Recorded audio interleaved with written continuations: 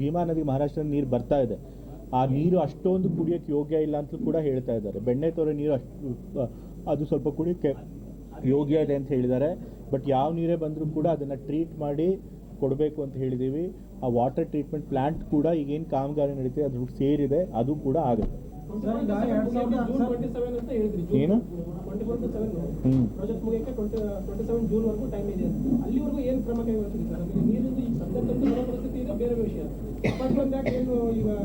ಈಗ ಇನ್ನೇನು ಕ್ರಮ ತೆಗೆದುಕೊಳ್ಬೋದು ಹೇಳಿ. ಇವಾಗ ನಾವು ಬರ ಪರಿಸ್ಥಿತಿಯಲ್ಲಿ ಒಂದು ಟ್ಯಾಂಕರ್ಗಳಿಂದ ನೀರು ಸಪ್ಲೈ ಮಾಡ್ಬೋದು. ಈಗ ಆಗ್ತಿರೋ ಕಾಮಗಾರಿ ಸರಿಯಾದ ಸಮರ್ಪಕವಾಗಿ ಸರಿಯಾದ ಸಮಯಕ್ಕೆ ಆಗೋಂಗೆ ನೋಡ್ಕೊಳ್ಬೇಕು. ಅದನ್ನು ಅಧಿಕಾರಿಗಳಿಗೆ ಜವಾಬ್ದಾರಿ ಕೊಟ್ಟಿದ್ದೀನಿ. ಮಾಡಲ್ಲ ಅಂತಂತಂದರೆ L&T ಅವ್ರ ಮೇಲೂ ಕ್ರಮ ತೆಗೆದುಕೊಳ್ತೇವೆ ಮತ್ತು ಅಧಿಕಾರಿಗಳ ಮೇಲೂ ಕ್ರಮ ತಗೋತೀವಿ ಅಂತ ಸೂಚನೆ ಕೊಟ್ಟಿದ್ದೀವಿ. ಇದಲ್ಲದೆ ಇನ್ನೇನು ಬೇಕು ಮಾಡ್ಬೋದು ಹೇಳಿ, ಅದನ್ನು ಕೂಡ ಮಾಡ್ಸೋಣ.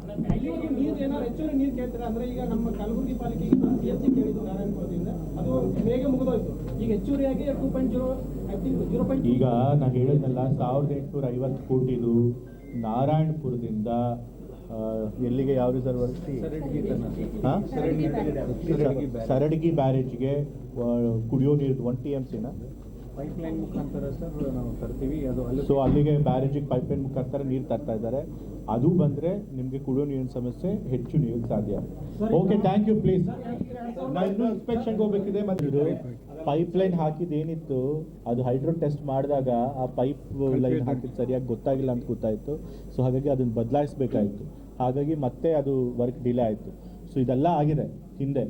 ಸೊ ಇವಾಗ ಅದು ಯಾವುದೂ ಆಗ್ದಂಗೆ ಕರೆಕ್ಟಾಗಿ ವರ್ಕ್ ಮಾಡಬೇಕು, ಸರಿಯಾದ ಸಮಯಕ್ಕೆ ಮುಗಿಸ್ಬೇಕು ಅಂತ ಹೇಳಿದ್ದೀನಿ. ಈಗ ನಾನು ಕೂಡ ವೀಕ್ಷಣೆ ಮಾಡೋಕ್ಕೆ ಹೋಗ್ತಾ ಇದ್ದೀನಿ.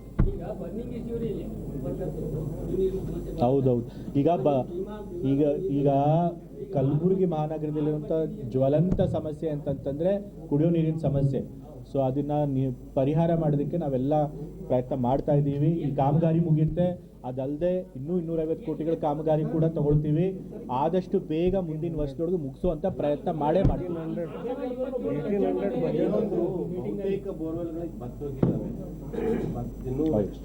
ಈಗಾಗಲೇ ಏನಾಗಿದೆ, ಮಳೆ ಕೊರತೆಯಿಂದಾಗಿ ಎಲ್ಲ ಕಡೆ ಬರ ಪರಿಸ್ಥಿತಿ ಬಂದಿದೆ.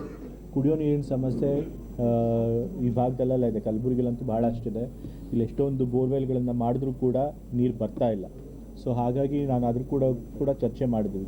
ಮತ್ತು ಮುಖ್ಯಮಂತ್ರಿಗಳು ಕೂಡ ಪ್ರತಿಯೊಂದು ವಿಭಾಗ ಕಲಬುರಗಿ ಡಿವಿಷನ್ದು ತೊಗೊಂಡಿದ್ದಾರೆ. ಹಾಗೆಲ್ಲ ಈ ವಿಷಯಗಳು ಬಂದಿವೆ. ಅಲ್ಲೂ ಕೂಡ ಇದ್ರ ಬಗ್ಗೆ ಚರ್ಚೆ ಮಾಡಿದ್ದಾರೆ. ನಾನು ಕೂಡ ಚರ್ಚೆ ಮಾಡಿ ಹೇಳಿದ್ದೀನಿ, ನೀರಿನ ಸಮಸ್ಯೆ, ಕುಡಿಯೋ ನೀರಿನ ಸಮಸ್ಯೆ ಆಗಬಾರ್ದು ಜನರಿಗೆ. ಅದಕ್ಕೆ ಆದ್ಯತೆ ಮೇರೆಗೆ ಅದನ್ನು ಅಡ್ರೆಸ್ ಮಾಡಬೇಕು ಅಂತೇಳಿ. ಸೊ ಅದಕ್ಕೋಸ್ಕರ ಟ್ಯಾಂಕರ್ಗಳಲ್ಲಿ ಕೇಳಿ ಪೂರ್ತಿ ಮಾತಾಡ್ತಂತ ಟ್ಯಾಂಕರ್ಗಳಲ್ಲಿ ನೀರನ್ನ ಸರಬರಾಜು ಮಾಡಬೇಕು ಅಂತ ಹೇಳಿದ್ದೀವಿ. ಅವ್ರು ಈಗಾಗಲೇ ಸುಮಾರು 35 ಟ್ಯಾಂಕರ್ಗಳನ್ನು ತೆಗೆದುಕೊಂಡಿದ್ದಾರೆ. 55 ವಾರ್ಡ್ಗಳಿವೆ. 180ರಿಂದ 200 ಟ್ರಿಪ್ ಮಾಡ್ತಾ ಇದ್ದಾರೆ. ಆದರೆ ಅದು ಕೂಡ ಸಾಲದು. ಇನ್ನೂ ಹೆಚ್ಚಿನ ಟ್ಯಾಂಕರ್ಗಳನ್ನು ತೆಗೆದುಕೊಳ್ಳಿ, ಹೆಚ್ಚು ಟ್ಯಾಂಕರ್ಗಳು ತೆಗೆದುಕೊಂಡು ಕುಡಿಯೋ ನೀರಿನ ಸಮಸ್ಯೆ ಬಗೆಹರಿಸಬೇಕು ಅಂತೇಳಿ ಸೂಚನೆ ಕೊಟ್ಟಿದ್ದೀವಿ.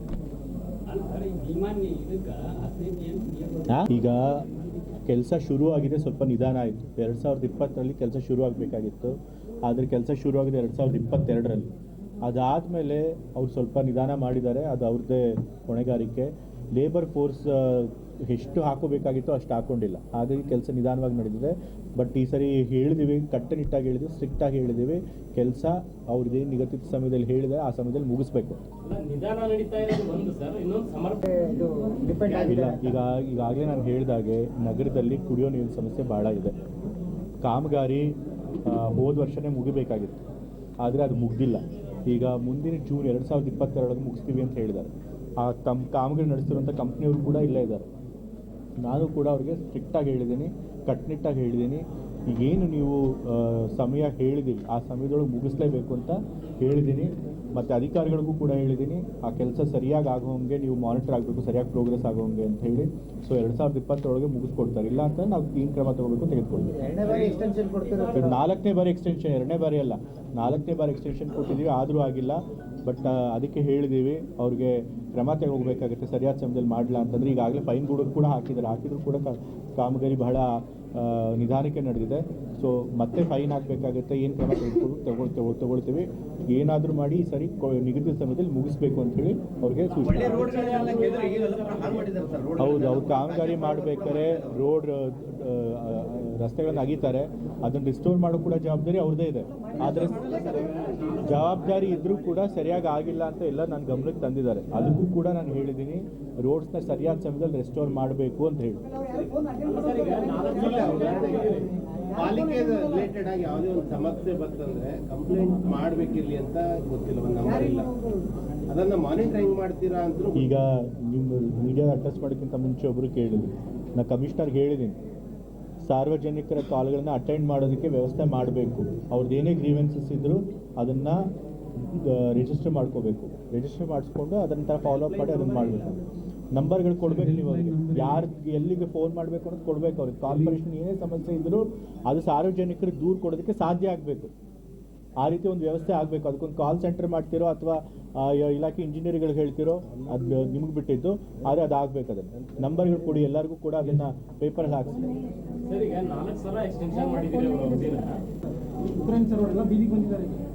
ಅದ್ರ ಬಗ್ಗೆನೂ ಕೂಡ ಚರ್ಚೆ ನಡೆದಿದೆ. 50 ನಮ್ಮ ಮೇಯರ್ ಅವರು ಅದನ್ನು ಗಮನಕ್ಕೆ ತಂದರು. ಏಕಾಏಕಿ 50 ಜನನ್ನ ಆಪರೇಷನ್ ಆ್ಯಂಡ್ ಮೇಂಟೆನೆನ್ಸ್ ಕೆಲಸ ಮಾಡೋರನ್ನ ತೆಗೆದಿದ್ದಾರೆ ಅಂತ ಹೇಳಿದ್ದಾರೆ. ಸೊ ನಾನು L&T ಅವ್ರಿಗೆ ಹೇಳಿದ್ದೀನಿ, 50 ಜನನ ತಕ್ಷಣ ತೆಗೆಯೋಕ್ಕಾಗೋದಿಲ್ಲ, ಏಕಾಏಕಿ ತೆಗಿಬೇಡಿ, 50 ಜನ ತೆಗೆದುಕೊಳ್ಳಿ. ನಮ್ಮ ಕಾರ್ಪೊರೇಷನ್ ಅವ್ರ ಅಗ್ರಿಮೆಂಟ್ ಪ್ರಕಾರ 2 ವರ್ಷ ಆದಮೇಲೆ ಅವರು ತೆಗೆದ ಮೇಲೆ ಕಾರ್ಪೊರೇಷನ್ ಅವ್ರನ್ನ ಅಬ್ಸರ್ವ್ ಮಾಡ್ಕೋಬೇಕಿತ್ತು. ಅದು ಆದರೆ ಮಾಡ್ಕೊಳಕ್ಕಾಗಿಲ್ಲ. ಹಾಗಾಗಿ ಏಕಾಏಕಿ ತೆಗಿಬೇಡಿ, ಅವ್ರಿಗೆ ಸಮಯ ಕೊಡಿ, ನಿಧಾನಕ್ಕೆ ಅವ್ರನ್ನ ಮತ್ತೆ ವಾಪಸ್ ಕಾರ್ಪೊರೇಷನ್ ತಗೊಂಡ್ಮೇಲೆ ತೆಗೀರಿ ಅಂತ ಹೇಳಿದೆ.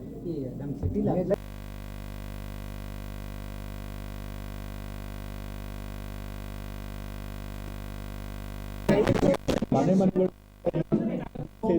ಸೇರಿದೆ, ಅದಕ್ಕೆ 205 ಕೋಟಿ ಬೇಕಾಗುತ್ತೆ, ಅದನ್ನು ಕೂಡ ಸೇರಿಸ್ತದೆ. ಸೊ ಈ ಎರಡೂ ಕಾಮಗಾರಿಗಳಾದರೆ ಕಲಬುರಗಿಯಲ್ಲಿ 100% ಎಲ್ಲರ ಮನೆಗಳಿಗೂ ಕೂಡ ನಾವು ಕುಡಿಯೋ ನೀರು ಸೌಲಭ್ಯ ಕಲ್ಪಿಸೋಕೆ ಸಾಧ್ಯ. ಅದಲ್ಲದೆ ಬಹಳಷ್ಟು ಸಮಸ್ಯೆಗಳಿದೆ. UGD ಎಲ್ಲ ಭಾಳ 30-40 ವರ್ಷಗಳ ಹಳೇದಾಗಿದೆ ಅಂತ ಶಾಸಕರು ಹೇಳಿದ್ದಾರೆ. ಸೊ UGD ಕೂಡ ಹೊಸದಾಗಿ ಪೈಪ್ಲೈನ್ ಹಾಕಿಸ್ಬೇಕಾಗುತ್ತೆ, ಅದಕ್ಕೂ ಹಣ ಹೊಂದಿಸಬೇಕಾಗಿದೆ, 700 ಕೋಟಿ ಬೇಕಿದೆ ಅಂತ ಹೇಳಿದ್ದಾರೆ. ಸೊ ಆ ಸಮಸ್ಯೆ ಇದೆ. ಅದಲ್ಲದೆ ಮತ್ತು ಆನ್ಗೋಯಿಂಗ್ ಕಾಮಗಾರಿಗಳು ಯಾವುದ್ಯಾವುದಿದೆ ಅದ್ರ ಬಗ್ಗೆ ಎಲ್ಲ ತಿಳ್ಕೊಂಡಿದ್ದೀನಿ, ಮಾಹಿತಿ ತೊಗೊಂಡಿದ್ದೀನಿ. ಅದನ್ನು ಬೇಗ ಮುಗಿಸೋದಕ್ಕೆ ಸೂಚನೆಗಳನ್ನು ಕೂಡ ಕೊಟ್ಟಿದ್ದಾರೆ. ಚರಂಡಿ ನೀರು ಭೀಮಾ ನದಿ ಹೋಗುತ್ತೆ, ಅಲ್ಲೊಂದು ಫಿಲ್ಟರ್ ಪಾಯಿಂಟ್ ಮಾಡಿದ್ದಾರೆ, ಬಟ್ ಫಿಲ್ಟ್ರೇ ಮಾಡಲ್ಲ. ಈಗ ಅದ್ರ ಬಗ್ಗೆನೂ ಹೇಳಿದ್ದೀನಿ. ನಗರದಿಂದ ಎಷ್ಟು ಸುವೇಜ್ ಕಲುಷಿತ ನೀರು ಉತ್ಪನ್ನ ಆಗುತ್ತೆ ಅಷ್ಟನ್ನು ಕೂಡ ನಾವು ಅದನ್ನು ಶುದ್ಧೀಕರಣಗೊಳಿಸೇ ಬಿಡಬೇಕು ಅಂತ ಹೇಳಿದ್ದೀನಿ. STP ತೊಗೋಬೇಕು ಅಂತ ಹೇಳಿದ್ದೀನಿ. ಈಗಾಗಲೇ STP ಇದೆ ಅಂತ ಹೇಳಿದ್ದಾರೆ. ಆ STPನ ಇನ್ನೂ ಅಪ್ಗ್ರೇಡ್ ಮಾಡಿ ಅಷ್ಟನ್ನು ಕೂಡ ನನಗೆ ಕೊಟ್ಟಿರೋ ಮಾಹಿತಿ ಪ್ರಕಾರ ಈಗಾಗಲೇ STP ಇದೆ, ಅಲ್ಲಿ ಪ್ರಾಸೆಸ್ ಮಾಡ್ತಿದ್ದಾರೆ ಅಂತ ಹೇಳ್ತಿದ್ದಾರೆ. ಬಟ್ ಅದು ಕೆಪಾಸಿಟಿ ಸಾಲಲ್ಲ ಅಂತ ಹೇಳಿದ್ದಾರೆ. ಹೌದೇನ್ರಿ ಕಮಿಷನರ್? ಅವ್ರು ಹೇಳಿದ್ದಾರೆ, ನನಗೂ ಅದೇ ಮಾಹಿತಿ ಕೊಟ್ಟಿದ್ದಾರೆ.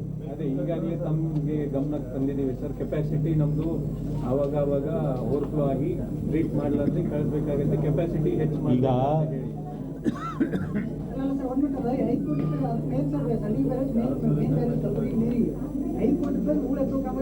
ಹೊಸ ಗೇಟ್ ಬೇಕಂತ ಅಲ್ಲಿ ಆಲ್ರೆಡಿ ಹಳಿ ಗೇಟ್ಗಳನ್ನೇ ಕಲರ್ ಹೊಡೆದು ಫಿಕ್ಸ್ ಮಾಡ್ತಾ ಇದ್ದಾರೆ. ಒಂದು ಮರಳು ಕೂಡ ಪೂರ್ತಿ ಎತ್ತಿಲ್ಲ ಕಾಮಗಾರಿ. ಅದಕ್ಕೆ ಅಧಿಕಾರಿಗಳು ಸಣ್ಣ ನೀರಾವರಿ ಕೊಡ್ತಾರೆ, ಅದಕ್ಕೆ ಬಿಟ್ಬಿಟ್ಟಿದ್ದಾರೆ ಅವರು. ಕಾಮಗಾರಿ ಆನ್ಗೋಯಿಂಗ್ ಇಲ್ಲ ಈಗ ಸರ್ ಪ್ರೆಸೆಂಟ್. ಹೋಗಿ ವಿಸಿಟ್ ಮಾಡ್ತಾರೆ, ಇನ್ಸ್ಪೆಕ್ಟ್ ಮಾಡ್ತಾರೆ, ಅದನ್ನು ಹಾಕ್ಕೊಳ್ರಿ ಬಂದು ನೋಡಿ. ಓಕೆ.